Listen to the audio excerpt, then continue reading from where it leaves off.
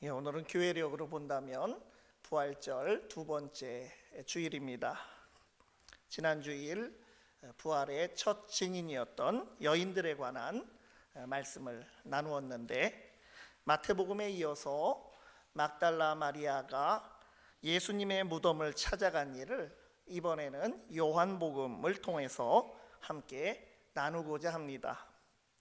안식 후 첫날 막달라 마리아는 예수님의 무덤을 찾았다가 무덤이 빈 것을 알게 되었습니다. 복음서들에서 빈 무덤에 대해서 일괄적으로 다 보도하고 있는 것은 이 빈 무덤이 예수님이 부활하셨다고 하는 증거로 보고를 하고 있는 것입니다. 요한복음은 예수님의 부활에 대해서 좀 더 구체적으로 또 정황적인 증거를 가지고 보도하고 있는데, 빈 무덤 안에 놓여있던 세마포와 머리를 쌌던 수건까지도 자세하게 기록해 놓았습니다. 그리고 마리아가 부활하신 예수님을 만난 이야기를 함께 전해주고 있습니다. 복음서를 비롯한 신약 성서는 부활하신 예수님을 만난 사람들, 그 부활의 증인들에 관해서 중요한 비중으로 기록하고 있습니다. 주님께서 우리를 구원하신 그 위대한 구원의 역사는 예수 그리스도의 십자가 죽으심과 부활이 핵심입니다.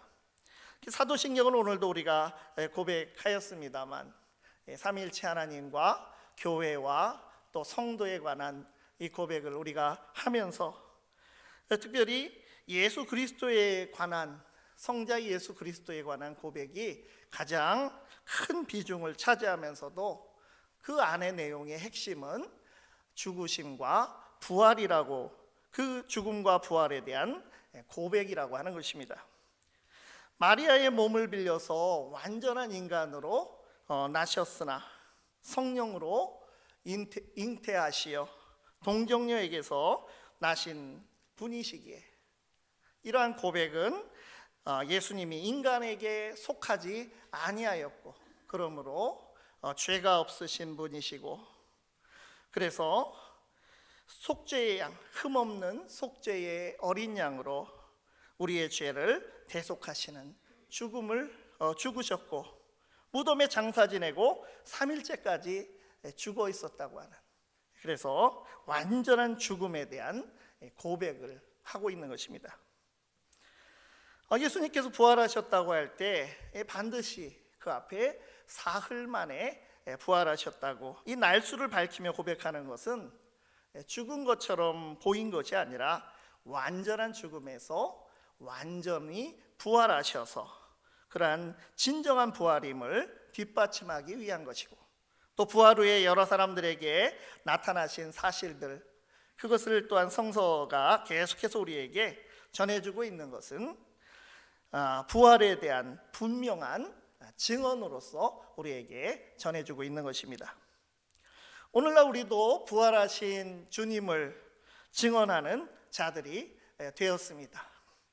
부활하신 주님으로 말미암아 우리의 구원이 이루어졌기에 주님과 우리와의 관계는 어느 시대의 사람들보다도 새로운 관계로서 주님과 교제하고 있는 것입니다.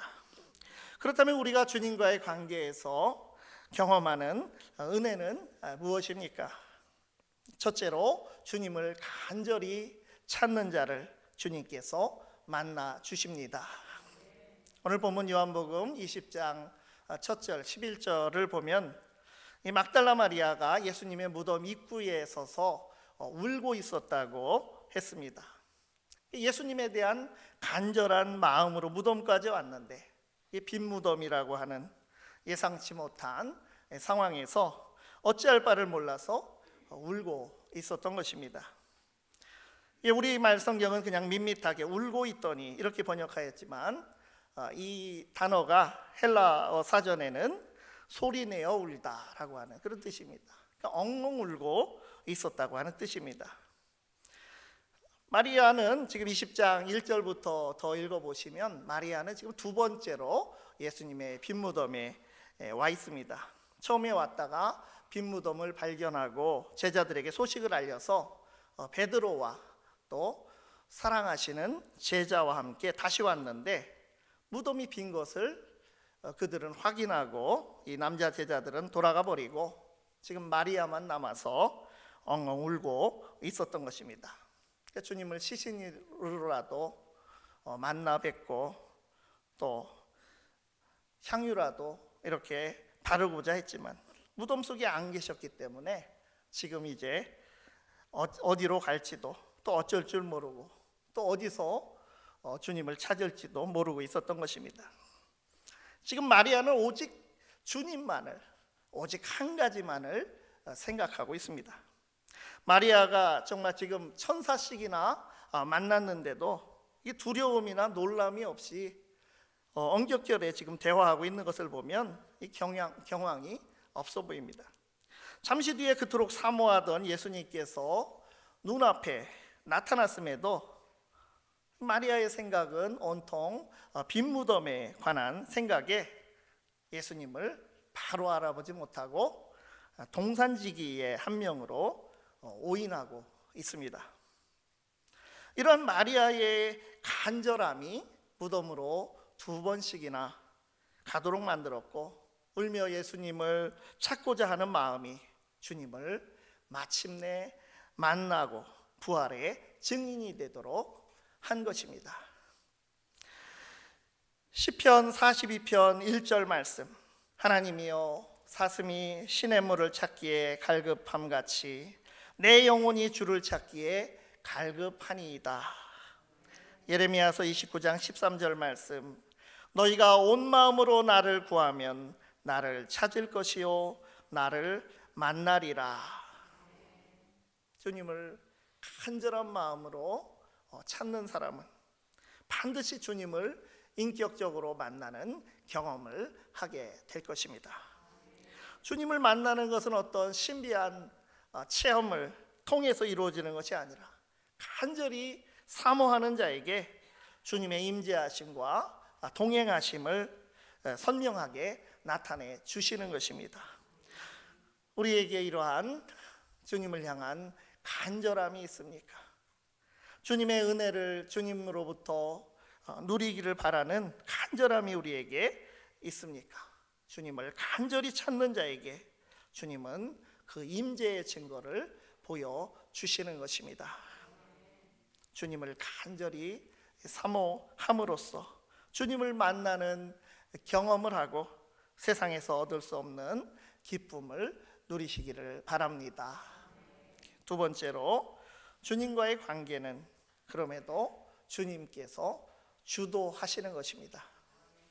간절한 마음이라고 해서 우리의 구원 과정도 우리의 믿음이라는 것도 내가 무언가 이거 하는 것 같지만 사실은 모든 일을 주도하여 이루시는 분은 주님이십니다.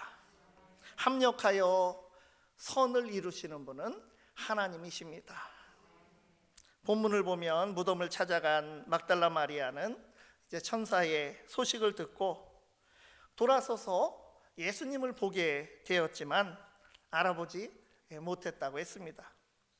비슷한 상황이 누가복음 24장에 보면 엠마오로 가던 2 제자, 주님께서 오랫동안 옆에서 동행하고 대화를 하고 있는데도 한동안 주님이심을 알지 못하는 그런 이야기가 있습니다.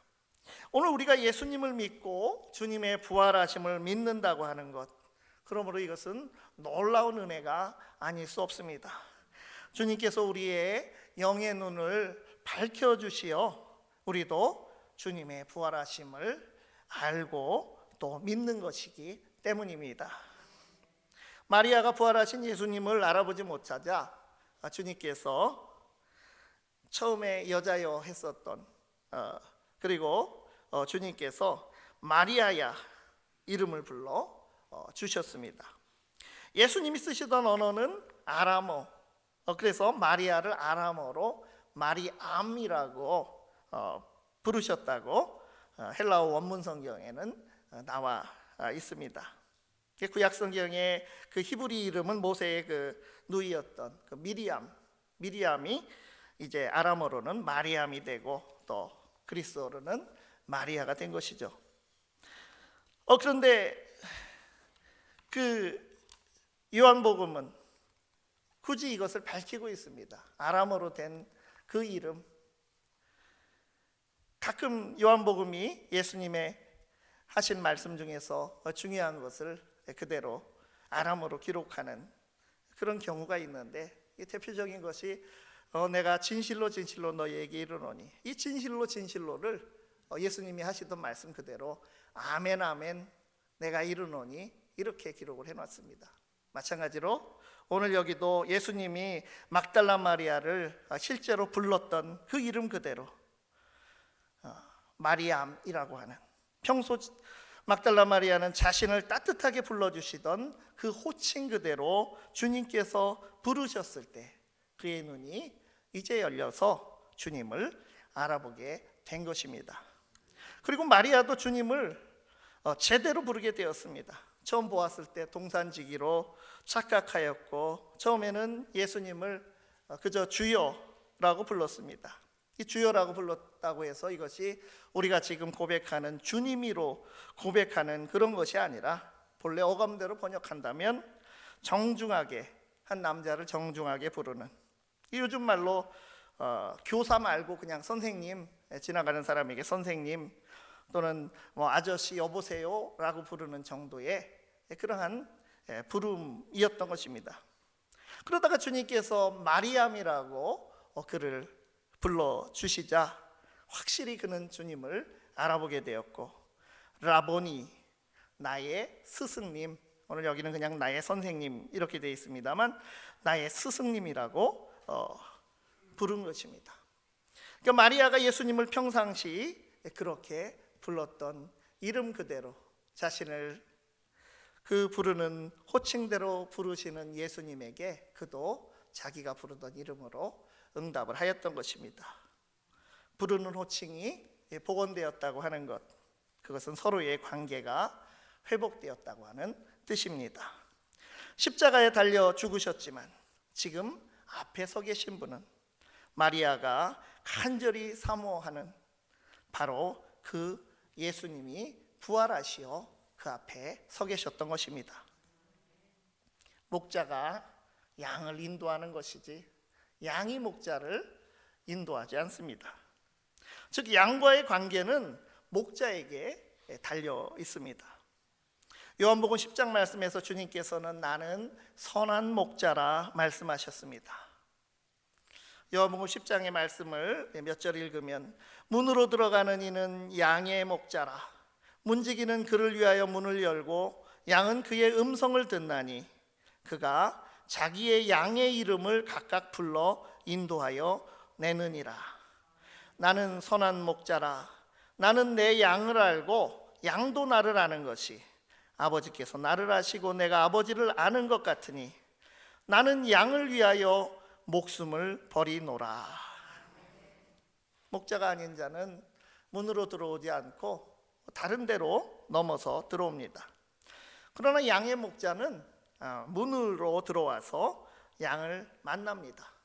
진정한 선한 목자, 양의 목자는 양의 이름을 알고 불러주며 또 양을 위하여 목숨을 버린다고 말씀하여 주셨습니다. 그래서 이 말씀하신 그대로 정말 인류를 위해서 목숨을 버리신 주님께서 지금 부활의 첫 증인 마리아 앞에 서서 계시며 그를 만나 주신 것입니다. 양은 목자의 음성을 듣고 그대로 하면 되는 것입니다. 우리가 간절함으로 주님과 만날 뿐 아니라 목자이신 주님의 그 음성을 듣고 인도함을 받아 살아가면 그것은 우리의 양으로서의 본분을 다 하는 것입니다. 그러면 주님께서 우리의 갈 길을 선하게 인도하여 주실 것을 굳게 믿으시기 바랍니다. 세 번째로, 우리는 부활하신 영광의 주님과 새로운 관계로 살아가고 있는 것입니다. 17절 말씀, 예수님께서 이르시되 나를 붙들지 말라, 내가 아직 아버지께로 올라가지 아니하였노라. 너는 내 형제들에게 가서 이르되 내가 내 아버지 곧 너희 아버지 내 하나님 곧 너희 하나님께로 올라간다 하라 하시니. 부활의 몸으로 나타나신 예수님께서 마리아를 만나서 이제 하신 이 말씀은 약간 수수께끼 같습니다. 예수님께서는 먼저 나를 붙들지 말라 이렇게 하셨습니다. 그리고 형제들, 다른 제자들에게 가서 너희 아버지 내 하나님 곧 너희 하나님께로 올라간다 하라 이렇게 말씀을 하셨습니다. 막달라 마리아는 예수님을 알아보고 너무나 기쁘고 반가운 나머지 예수님의 몸을 만진 것으로 보입니다. 마태복음 28장 지난주일 우리가 본 본문 가운데 보면 마리아가 예수님의 발을 붙잡고 경배하였다고 하는 그런 기록도 있습니다. 다시는 예수님을 떠나보내지 않겠다고 하는 심정으로 그가 손을 대었을 것입니다. 그런데 예수님께서는 마리아에게 나를 붙들지 말라, 더 정확히 말하면 나에게 손대지 말라, 나를 만지지 말라라고 하셨던 것입니다. 혈루증 걸린 여인이 예수님의 옷자락을 만졌던 그때의 그 말을 그대로 지금 사용하고 있습니다. 그런데 이것은 예수님께서 냉정하게 뿌리치는 의미로 말씀하신 것이 아닙니다. 예수님을 그분의 새로운 위상에 걸맞게 만나야 한다고 하는 그런 뜻을 담고 있는 말입니다. 종교개혁자 칼뱅은 이 말씀을 이렇게 해석했습니다. 예수님을 세상에 묶어두려고 생각하지 말라고 하는 의미이다. 예수님께서 부활하신 것은 이 땅에 영원히 계시기 위한 것이 아니라 하나님 나라 우편에서 교회와 성도들을 다스리시기 위해서입니다. 태초부터 계셨던 성자 예수님, 요한복음은 태초에 말씀이 로고스가 계시니라 이렇게 시작하면서 예수님이 태초부터 함께 계셨던 분이심을, 영광의 자리에 계셨던 분이 육신이 되어서 육신의 몸을 가지고 이 땅에 오셨음을 증언하면서 그 복음서를 시작을 했습니다.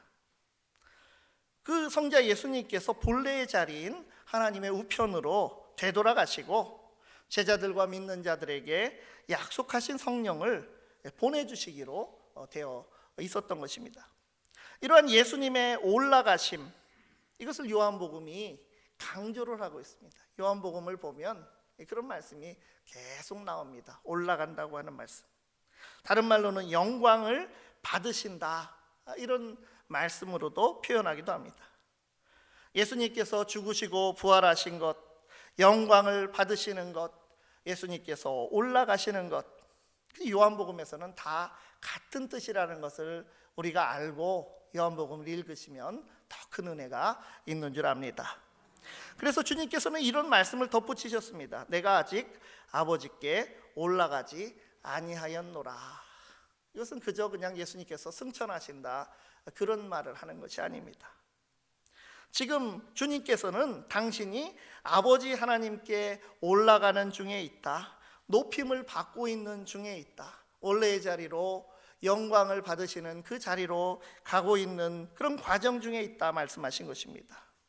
그래서 요한복음은 예수님께서 십자가에서 달려 죽으시고 부활하심을, 높임을 받으심, 아버지께로 돌아감, 영광을 받으심으로 표현을 하고 있는 것입니다. 요한복음을 더 깊이 우리가 읽기 위해서는 요한복음의 구조를 좀 아시면 더 도움이 될 것입니다. 성서학자들이 요한복음을 연구하면서 요한복음이 1부와 2부로 되어 있다라고 하는 것을 발견했습니다. 1부는 12장까지입니다. 1장부터 12장까지인데 그것을 표적의 책이라고 이름을 붙였습니다. 가나의 혼인잔치, 이것이 첫 번째 표적이다. 물로 포도주를 만드신 그 첫 번째 표적부터 시작해서 11장에 나사로를 살리신 표적까지 7개의 표적을 구별해서 요한복음이 그것을 가지고 메시아 예수 그리스도에 대한 증언을 하고 있습니다. 그런 메시아로서의 권능과 신분을 드러내는 것, 그냥 기적이 아니라 이것은 표징으로서 기적, 그래서 표적이라고 기록을 하고 있습니다. 이분은 13장부터 이제 마지막 장까지인데 영광의 책이라고 이름을 붙였습니다. 요한복음은 표적의 책이기도 하고 또 절반은 영광의 책이라고 부르는 것이죠. 영광의 책이 시작되는 13장 1절 말씀입니다. 유월절 전에 예수께서 자기가 세상을 떠나 아버지께로 돌아가실 때가 이른 줄 아시고 세상에 있는 자기 사람들을 사랑하시되 끝까지 사랑하시니라. 요한복음의 2부가 이렇게 시작되는데 주님께서는 이제 이 땅을 떠나 아버지 하나님께 올라가심 높임을 받으실 때가 왔음을 말씀하시고, 그리고 최후의 만찬을 하시고 또 세족식을 하시며 본격적으로 제자들에게 필요한 당부의 말씀을 하시고 또 기도를 길게 올리시는 내용이 그 뒤에 이제 고난을 받기 직전까지 예수님의 모습을 요한복음이 전해주고 있습니다. 특히 지금까지는 예수님이 제자들 곁에 머물면서 보혜사 역할을 하시고 돕는 이의 역할을 하셨다면, 이제는 예수님은 십자가 부활이라고 하는 사건을 통해서 올라가시고 높임을 받으시고 본래의 자리로, 영광의 자리로 영광을 받으시고 또 다른 보혜사이신 성령님을 이제 보내주시겠다고 말씀을 하신 것입니다. 그러므로 이제는 이 땅에 육신으로 계실 때 주님을 만나던 방식과는 달라져야 합니다. 영광스러운 주님을 만져보고 눈으로 보는 것과는 다른 새로운 상황에 적응하라고 하는 것을 막달라 마리아에게 말씀하시고 또 그 말을 제자들에게 전하라고 하신 것이고, 그것이 바로 그 전승이 오늘날 지금까지도 요한복음을 통해서 우리에게 전해주고 있는 것입니다. 예수님께서 이제 약속하신 성령을 모든 믿는 자들에게 보내주십니다. 그리고 성령님을 통해서 우리와 영원히 함께 하십니다. 이것이 바로 예수님과 우리가 동행하는 새로운 방식, 새로운 관계입니다. 막달라 마리아한테 그것을 제자들에게 알리라고 하신 것입니다. 우리가 어떻게 지금 주님을 만나고 있습니까? 주님은 높임을 받으시고 하나님 보좌 우편에 앉아 계십니다. 우리는 이제 성령 안에서 주님을 만나고 믿음 안에서 주님을 만납니다. 또한 말씀 안에서 주님을 만나는 것입니다. 그러므로 오늘 우리도 성령님의 인도하심 속에 주님을 더욱 바로 알고 교제하며 말씀의 은혜 가운데 주님을 더욱 믿고 따르며 살아가기를 간절히 바랍니다. 기도하겠습니다. 하나님, 빈 무덤 앞에서 울고 있는 마리아를 찾아오셔서 부활을 믿게 하시고 새로운 관계로 인도하여 주신 것처럼 우리에게 성령으로 찾아오시어 부활의 믿음을 굳건하게 하시며 권능의 삶을 살게 하여 주시옵소서. 우리 모두가 부활의 증인된 삶, 복음을 삶으로 살아내고 전하는 사명자로 살게 하옵소서. 예수님 이름으로 기도드리옵나이다. 아멘.